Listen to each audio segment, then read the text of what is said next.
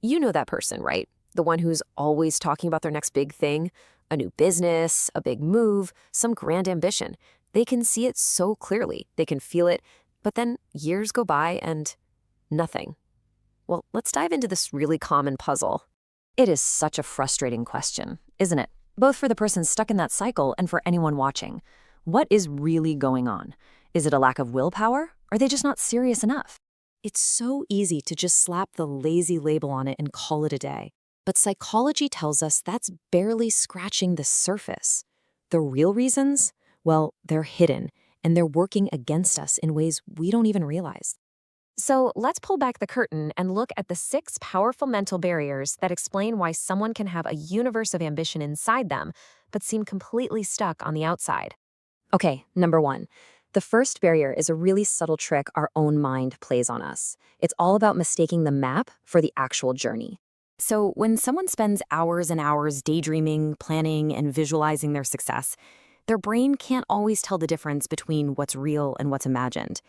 It starts to feel like progress has already been made. And this right here perfectly illustrates the problem. That little hit of satisfaction, that good feeling you get just from thinking about the goal, it actually kills the motivation to do the real, hard, uncomfortable work needed to actually get there. All right, let's move on to our second barrier. This one is especially sneaky because it often disguises itself as extreme motivation. This is such a fascinating paradox. It's not that they don't have ambition, it's that their ambition is so precious, so perfect in their mind, that they're terrified of what happens if they try and fail. So what do? They stay in the planning phase forever. So here's the crucial point. Inaction becomes a defense mechanism.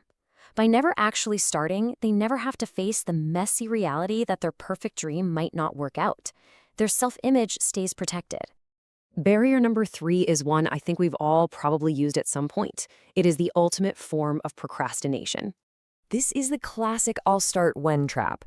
When I have more money, when I have more time, when I finally feel inspired.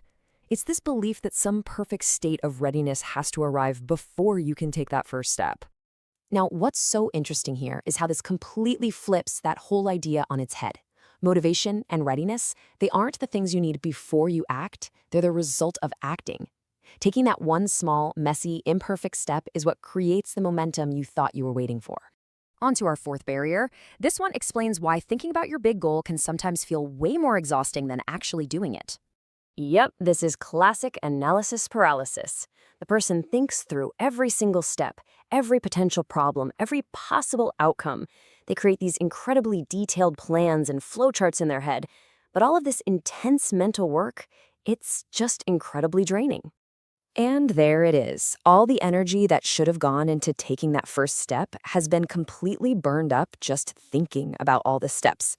It's like they've run a mental marathon before even getting to the starting line. Okay, this next barrier is deeply personal. It's about the conflict between who we want to be and who we secretly, deep down, believe that we are. You see, our brains fight really hard to act in ways that are consistent with our core identity. So you can have a stated goal of, I'm going to become a disciplined, successful person. But if deep down your inner identity is whispering, I'm the kind of person who never finishes things, your brain will actually sabotage your efforts just to stay consistent with that deeper belief. And finally, our sixth barrier. This one is maybe the most fundamental of all, because it really ties a lot of the others together.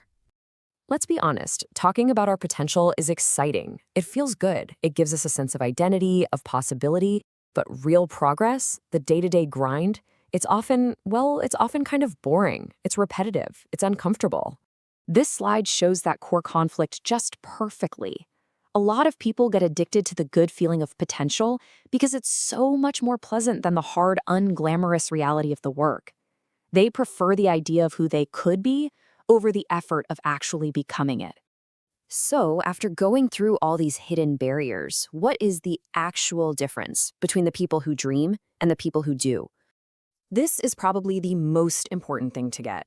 The world isn't divided into people with dreams and people without them.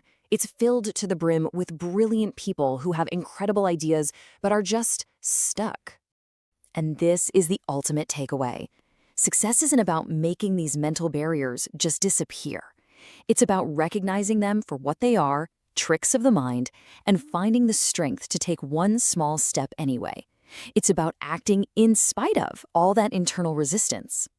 And that leaves us with a final question to think about for ourselves. Which of these barriers do you recognize? What's the story your mind is telling you to keep you comfortable and safe in the land of potential? And more importantly, what's one small, imperfect action you can take today to move forward anyway?